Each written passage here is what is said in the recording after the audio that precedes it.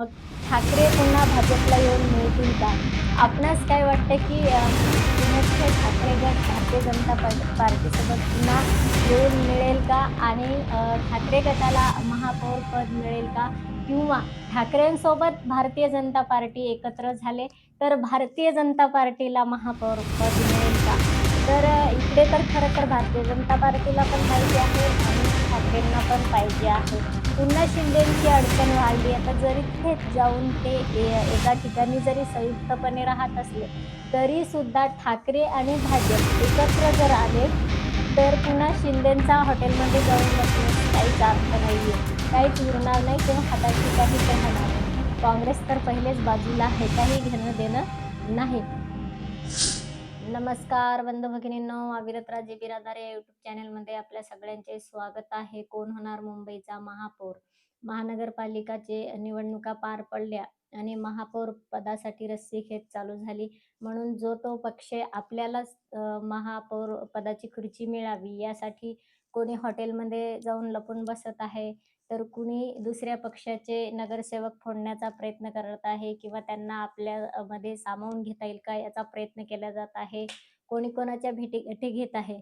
तर आता जेव्हा मागच्या वेळेस विधानसभेच्या वेळेस मागच्या पंचवार्षिकला जेव्हा मुख्यमंत्री पदासाठी असाच तेढा निर्माण झाला होता, त्यावेळेस मग कोणी या गटाकडून, कोणी त्या गटाकडून, कोणी या पक्षाकडून, कोणी त्या पक्षाकडून. मग बऱ्याच जणांनी युत्या तोडल्या, आघाड्या फोडल्या, काय-काय करायचं ते प्रयत्न केला आणि मग हिंदुत्वाच्या नावाखाली उभे असणारे नेहमी ठाकरे घराणं, शिवसेना पक्ष हा भाजपसोबत जायला तयार नव्हता. तो आघाडीकडे आला. आपली सत्ता स्थापन केली. आपल्याला मुख्यमंत्रीपद हवं आहे असं त्यांनी म्हटलं आणि काँग्रेसच्या सोबत सत्ता स्थापन केली. अगदी तसाच प्रकारचा खेळ पुन्हा आता चालू झाला आणि महाराष्ट्राला पाहायला मिळत आहे आणि जेणेकरून जनतेचं कसं नुकसान करता येईल आणि खुर्ची मिळवून आपल्याच पक्षांचे कसे फायदे करता येतील हा राजकारण्यांचा खेळ असतो.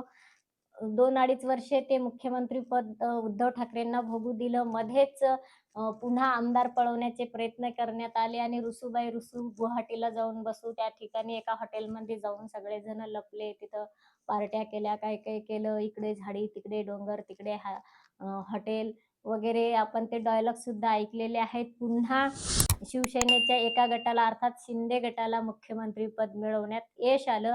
म्हणजे शिंदे गटाला याच्यासाठी दिलं छोट्या कालावधीचं मुख्यमंत्रीपद, की मोठ्या कालावधीचं मुख्यमंत्रीपद भाजपला हवं होतं. आता पुन्हा नवीन प्रकारचा तेढा निर्माण झाला मुंबईमध्ये. आता महापौर पद कुणाला पाहिजे आहे मुंबईचं. तर आता ठाकरे गटाला पण पाहिजे आहे, शिंदे गटाला पण पाहिजे आहे आणि भारतीय जनता पार्टीला पण पाहिजे आहे. फक्त शांत बसले काँग्रेस. पाहिजे, नाही पाहिजे, काहीच नाही. अ, तिथे काही स्पर्धाही दिसत नाही आम्हाला मिळावं. कुणाला पक्ष फोडण्याचे प्रयत्नही केले जात नाही. कुणाचे नगरसेवक वळवण्याचाही प्रयत्न केला जात नाही. दिली खुर्ची आयती तर बसलं, नाहीतर बसलं पोतं टाकून खाली. काही घेणं-देणं नाही. तटस्थ भूमिका. पण आता शिंदेंचं आता पुन्हा एकदा रुसूबाई रुसू हॉटेलमध्ये जाऊन बसू. पुन्हा चालू झालं तिथे. आपले सगळे नवनिर्वाचित नगरसेवक त्यांनी हॉटेलमध्ये नेऊन लपवले. माध्यमांशी बोलताना शिंदे सांगतात, की "नाही, नाही म्हणजे सगळे नगरसेवक नवीन आहेत ना, तर सगळ्यांच्या भेटीगाठी झाल्या पाहिजे.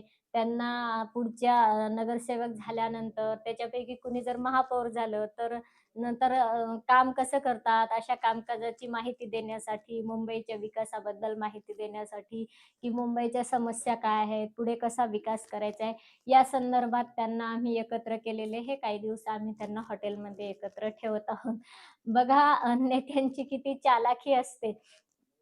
नवनिर्वाचितांच्या भेटीगाठी आता ते सगळे मुंबईतलेच आहेत. त्यांनी एकत्र येऊनच प्रचार केलेला आहे. तर भेटीगाठीचा काही प्रश्नच नाही तिथे.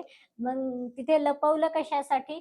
तर आपले नगरसेवक कुणीकडे जाऊ नयेत. जसं आपण 40 आमदार घेऊन गेलो, तसे आपल्यातले 29 पैकी जर 28 गेले कुणीकडे, तर मग काय?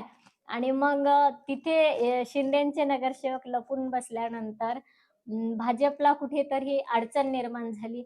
मग भाजपनेही दुसऱ्या-दुसऱ्या पक्षांशी संवाद साधण्याचा प्रयत्न चालू केला. मग ठाकरे पुन्हा भाजपला येऊन मिळतील का?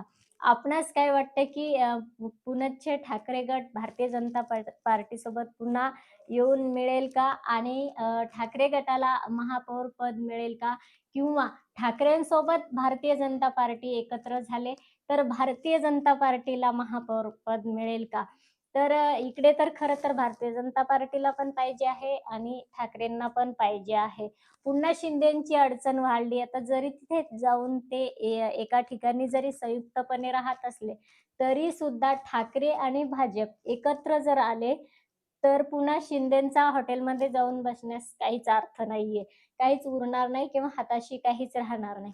काँग्रेस तर पहिलेच बाजूला आहे. काही घेणं-देणं नाही. आले काय, गेले काय, नाही आले काय. त्यांचं तटस्थ ते तटस्थच राहणार. कारण की कुणासोबत हातमिळवणी किंवा कुणाचे पक्ष फोडायचा प्रयत्न केला जात नसल्यामुळे कोणी विचारणारच नाही ना, तुम्ही आमच्यासोबत येता का, जाता का वगैरे. कुणी आलं तर घेतले, दिलं त्यांना पद. काँग्रेस स्वतःलाही मागत नाही, दिलं. कोणी आलं त्यांच्यासोबत उदाहरणार्थ भारतीय जनता पार्टी जर गेली काँग्रेससोबत जाणार नाही, सपोज जर गेली, तर ते महापौर पद भारतीय जनता पार्टीला मिळणार. काँग्रेस काही घेणारच नाही. कारण की हे पहिलेच ठरवून जाणार, आम्ही तुमच्यासोबत येतो, आम्हाला महापौर पद द्या. जसं की ठाकरेंनी मुख्यमंत्री पदासाठी केलं होतं. आम्ही तुमच्यासोबत येतो, मुख्यमंत्री पद आम्हाला द्या. असा हा राजकारणाचा खेळ चालू आहे. या खेळामध्ये जनतेच्या विकास कामांचा काही मेळ लागत नाही. जनतेच्या समस्या त्या समस्याच राहतात आणि यांची संगीत खुर्ची मात्र चालू असते गोल, गोल, गोल, गोल. कधी यांना खुर्ची, कधी त्यांना खुर्ची, कधी या पक्षाला खुर्ची, कधी त्या पक्षाला खुर्ची आणि मस्त आपापल्या वेळेनुसार आपापल्या खुर्च्या मिळवून घेतात आणि राजकारण चालू ठेवतात. नक्कीच हा राजकारणाचा खेळ पाहिल्यानंतर महाराष्ट्रातील जनतेला प्रश्न पडतो, की हे जेव्हा पक्ष, पक्ष, निष्ठा, निष्ठा म्हणून ओरडत असतात, तेव्हा पदाच्या वेळेस, खुर्चीच्या वेळेस ही निष्ठा कुठे जाते? जेव्हा हे सामान्य जनतेमध्ये भांडणं उभे करतात, की हे माझ्या पक्षाचा, तो माझ्या पक्षाचा म्हणून अनेक गावात वैमनस्य निर्माण झालेले आहेत. आम्ही या पार्टीचे, आम्ही त्या पार्टीचे म्हणून प्रत्येक गावात 2-2 पार्ट्या या राजकारण्यांनी तयार केलेल्या आहेत.